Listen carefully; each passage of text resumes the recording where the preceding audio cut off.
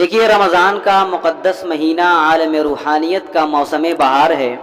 اور اس کی مخصوص عبادات میں دن کا روزہ اور رات کی تراویح بڑی اہمیت کی حامل ہیں۔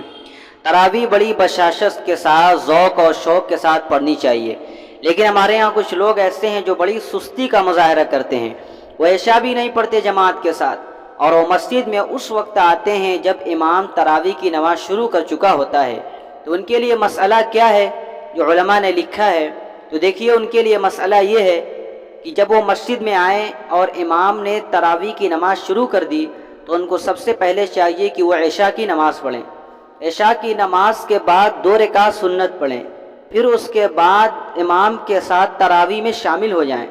امام جب 4 رکعت پر تھوڑی دیر وقفہ کرتا ہے، اگر ان کو موقع ملے تو اس میں چھوٹی ہوئی تراویح پڑھ لیں، اور اگر موقع نہ ملے تو وتر تک امام ہی کے ساتھ پڑھیں، پھر اس کے بعد چھوٹی ہوئی تراویح کو پڑھ لیا جائے۔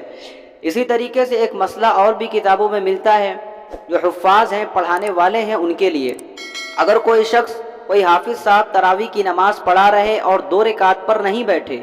بلکہ 3 رکعت پوری کر لی اور 3 رکعت پر بیٹھ کے پھر سلام پھیر دیا، تو ایسی صورت میں وہ رکعتیں شمار نہیں کی جائیں گی، اور ان میں جو قرآن کریم پڑھا گیا اس کو بھی دوبارہ لوٹانا پڑے گا، نہیں تو تراویح میں ختم قرآن کی سنت ادا نہیں ہوگی۔ وہ اس لیے کہ 2 رکعت پر جو قاعدہ ضروری تھا، فرض تھا، وہ فوت ہو گیا،